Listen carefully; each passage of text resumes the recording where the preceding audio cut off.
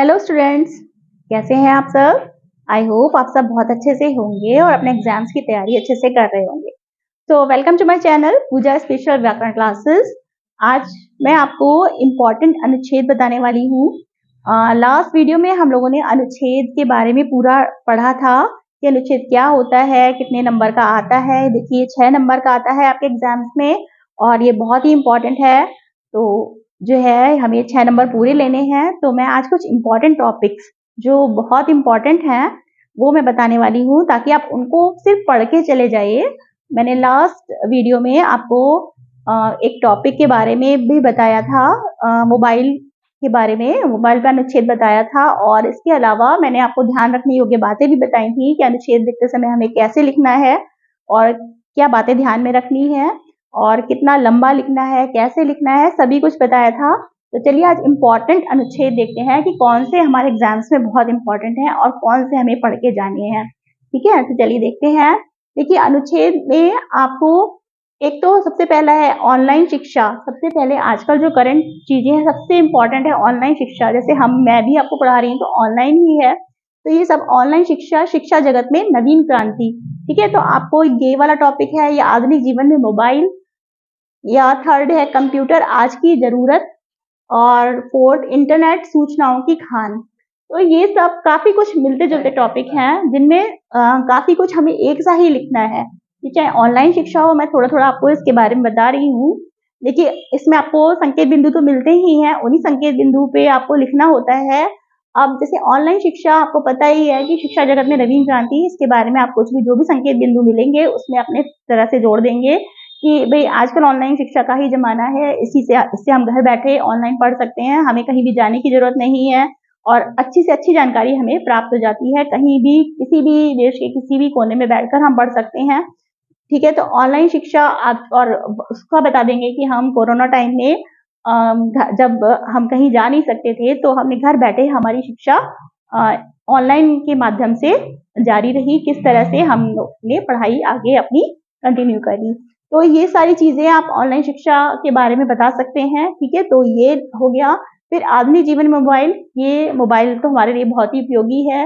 इसकी कुछ कमियां हैं, जो भी आपके संकेत बिंदु आएंगे उन्हीं के अनुसार लिखेंगे। और इसको मैंने लास्ट वीडियो में पूरा इसके ऊपर बताया था, पूरा टॉपिक लिखा था। कंप्यूटर आज की जरूरत, कंप्यूटर तो आप लोग जानते ही हैं कि कंप्यूटर तो आज की जरूरत बन गया है। इसके बिना तो हम कुछ भी नहीं कर सकते, सारा काम हमारा कंप्यूटर पर ही होता है। चाहे वो किसी भी क्षेत्र में हो, चाहे वो पढ़ाई हो, चाहे वो चिकित्सा हो, मनोरंजन हो, कोई भी क्षेत्र हो, वहां पर कंप्यूटर हमारा बहुत उपयोगी है ना। आज हम कंप्यूटर के बिना आज हम सोच भी नहीं सकते, हमारा फ्रेंड बन गया है, मित्र बन गया है। और इंटरनेट सूचनाओं की खान है। इंटरनेट के बिना सारी सूचनाएं हमें इंटरनेट से ही मिलती हैं। इंटरनेट नहीं हो, यदि एक दिन भी बंद हो जाता है तो हमें परेशानी होने लगती है। ठीक है, तो इंटरनेट से ही हमें सारी जानकारी, पूरी दुनिया भर की जानकारी, सारी शिक्षा, हर चीज हमारी इंटरनेट से जुड़ी हुई है। तो ये चारों टॉपिक कहीं ना कहीं एक दूसरे से कनेक्टेड हैं। यदि आपने इसमें से एक भी टॉपिक अच्छी तरह पढ़ लिया तो आप किसी को भी उसमें आप एक दूसरे से कनेक्ट कर सकते हैं, लिख सकते हैं अच्छी तरीके से। तो इन चारों में से यदि आपने ये सारे टॉपिक पढ़ लिए तो इनमें से एक ना एक टॉपिक तो आपको मिल ही जाएगा, पक्का मिल जाएगा।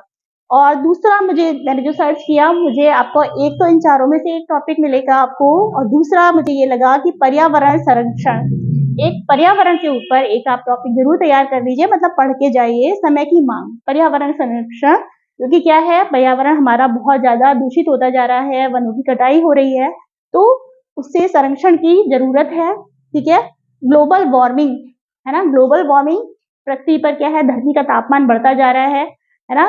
इससे बहुत सारी समस्याएं उत्पन्न हो रही हैं, तो ग्लोबल वार्मिंग। और तीसरा है इसी में ही वन एवं वन्य संपदा।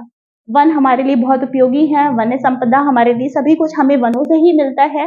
बचपन से हम पढ़ते आ रहे हैं, वन हमारे लिए बहुत उपयोगी है। सारी चीजें, चाहे वो दवाई हो, चाहे वो फर्नीचर हो, चाहे वो बहुत सारी चीजें, सभी चीजें हमें वन से ही मिलती हैं, लकड़ी से ही प्राप्त होती हैं। दवाइयां सब, लकड़ी, सभी कुछ हमें वन से मिलता है। तो इसके बारे में एक, जहां तक है कि इसमें से भी एक जरूर आएगा। मैं अभी आपको ग्लोबल वार्मिंग टॉपिक पर फिर से थोड़ा सा अनुच्छेद आपको बताऊंगी। और एक टॉपिक इसमें से आता है इस तरह से, गया समय फिर हाथ नहीं आता। इस तरह से लंबी लाइन में होता है, किसी की लाइनें होती हैं, उसको टॉपिक में दे देते हैं। तो ये है कि गया समय फिर हाथ नहीं आता, यानी कि समय का सदुपयोग। समय यदि बीत गया तो वो दोबारा वो समय नहीं आएगा, इसलिए हमें समय का सदुपयोग करना चाहिए, उसको हमें व्यर्थ नहीं जाने देना चाहिए। जो समय हमारे पास है उसको हम अच्छे से अच्छा उपयोग करें, उसको हम यूटिलाइज करना है, हमें समय को बेकार नहीं जाने देना है, ठीक है। और फिर है परहित सरिस धर्म नहीं भाई, यानी कि परोपकार, यानी कि परहित सरिस, यदि हम दूसरों पर उपकार करेंगे इससे बड़ा कोई धर्म नहीं है, और तो परोपकार करो, दूसरों पर उपकार करो, यही सबसे बड़ा हमारा धर्म है। तो ये टॉपिक्स कुछ मुझे इंपॉर्टेंट लगे, इसमें से आपको मेन तो 3 ही टॉपिक है, यानी कि आप इनमें से एक कुछ ना कुछ तैयार करेंगे तो आपको मिल जाएगा। फिर पर्यावरण के ऊपर एक तैयार कर लीजिए, और एक समय और परोपकार, इस तरह से तैयार कर लीजिए, तो ये आपका हो जाएगा। तो अभी थोड़ा सा हम लोग ये पर्यावरण ग्लोबल वार्मिंग पर हम थोड़ा सा अनुच्छेद एक देखते हैं। तो चलिए एक टॉपिक देखते हैं, ग्लोबल वार्मिंग, जो है कि बहुत ही इंपॉर्टेंट टॉपिक है अनुच्छेद के लिए। तो इसमें हमारे संकेत बिंदु क्या आ सकते हैं, ग्लोबल वार्मिंग क्या है तथा कैसे होती है, दूसरा है दुष्परिणाम, तीसरा है बचाव तथा उपसंहार। ठीक है, वैसे भी आपको पहले ही बता चुकी हूँ, ये निबंध का ही एक छोटा रूप है, संक्षिप्त रूप है, तो इसमें भी हमें कम टॉपिक कम पॉइंट्स होते हैं और हमें पहले से ये दिए होते हैं, तो उन्हीं के अनुसार हमें लिखना होता है।